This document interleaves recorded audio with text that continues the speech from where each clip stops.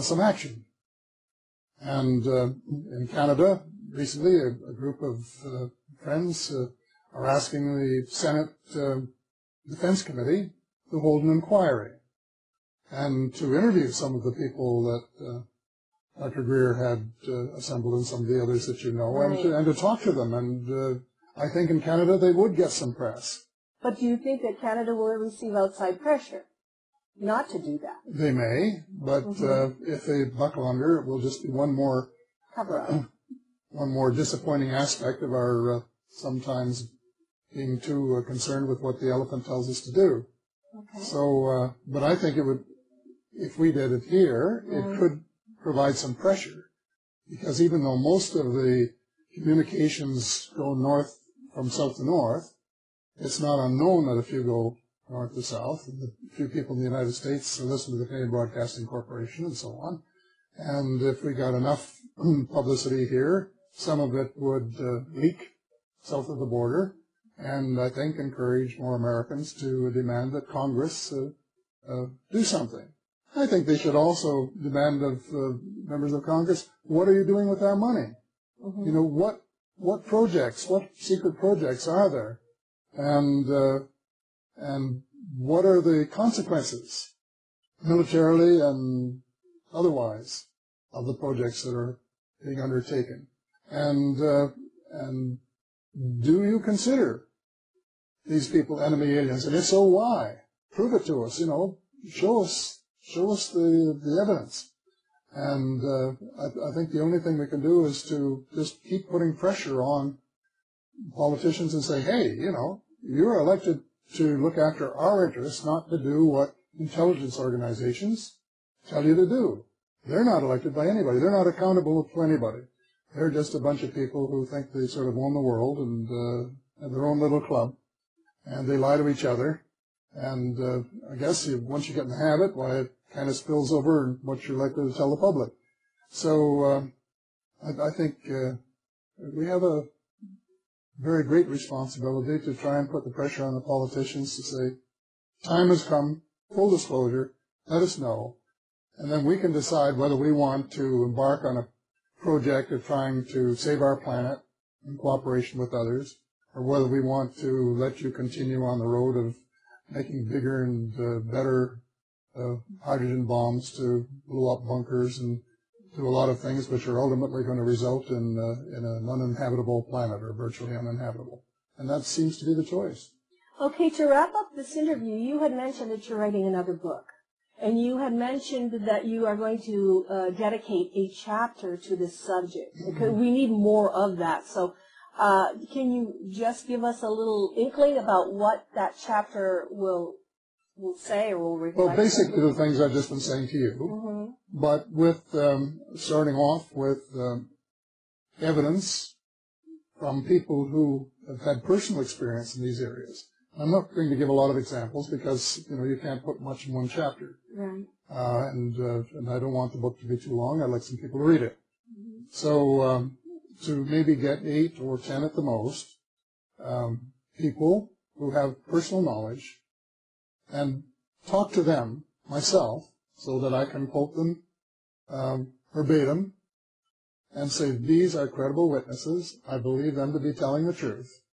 I do not believe a lot of other people are telling the truth. And the time has come for full disclosure, and then give, in my own words, the reasons why I think the time has come for full disclosure. And it will, I will develop some political aspects of this in other parts of the book where I'll be talking about policy, including monetary policy, and so there'll be a few threads tying. Well, it is all connected. I mean, if you look at it, it is all connected. Well, sure. I mean, if you start looking at all the angles of I hate to call it the UFO phenomenon, but the fact that we're not alone, it's all interconnected with the way this planet Earth is run and the way that we have been doing this for eons. And it also has a futuristic kind of look at it, a philosophy that exopolitics is going into, of how to deal with it. In other words, let's have a say in the way this goes in the future. I think that's why we're so elated that you came forth, because it gives us the hope, and we have to give people hope that we can have a say in how the future goes. And also, I wanted to ask you, when will this book come out so we can look forward to it? Well, I think it's going to take me the best part of 2 years to write because I want to research it properly. Okay. And I want it to be as authentic as I'm capable of making it. So I have no deadline. Same time, I want to get started as soon as possible and get on with it. And we'll put it out. I kind of hope it's out before the next presidential election. But that, more or less, it's not important in a sense, but in another sense, I may have some advice for electors of the kinds of things alternatives that they should look at in party policy in both the United States and Canada. And it'll be my final effort, I think, so I want to make it a good one. And I'll try and tie together some of the loose ends and make it look as if it's part of a whole. Okay. You mentioned the United States and Canada. I want to add another thing. We in Europe are following you very closely because whatever happens here is reflected on the other side of the ocean. And I think what you've done for us is make us one global community as far as understanding that this affects everybody. Well, it is a global community, and everyone is affected. And I don't restrict it to North America by any means because a lot of the things I'm talking about are universal. Right. The banking system is universal. And the fact that we have starving people in part of the world and rich people overeating and others is universal. And all of these things, so that it's not restricted to any particular geographical area, although, I will concentrate most on the areas I know best. But certainly the thought will be to say we can have a world of peace if we have men and women of goodwill. But what we're missing at the moment are the men and women of goodwill. We're more interested in killing each other than they are in helping each other.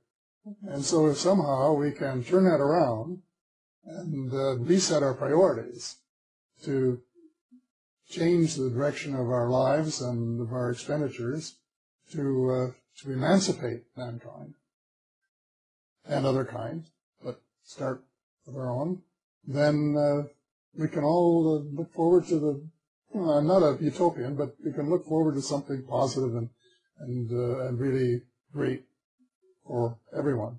And it is possible. We have the means, we have the technology, we have everything we need except the political will to do it. And that's what's lacking. And we get off in these tangents that General Eisenhower warned us about. And I guess probably he knew about the UFO situation at the time he said it. Beware of the military industrial complex.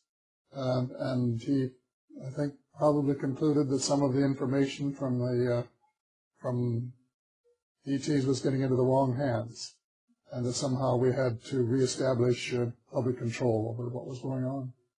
Well, you've given us some hope, and I thank you so much for this interview. I appreciate your time, and we're 100% behind you, and we'll be waiting for this book. Well, thank you so much. Let's hope we can work together and do something. Okay. All right. Okay. What I'd like to say right now is to thank so much the Honorable Paul Hellyer, but mostly in exopolitics, it gives us a lot of things to think about, and we need to develop a philosophy, even on a grassroots level, of how to deal with contacts. So having someone of this caliber validate exopolitics will really help not only us, but the whole entire planet.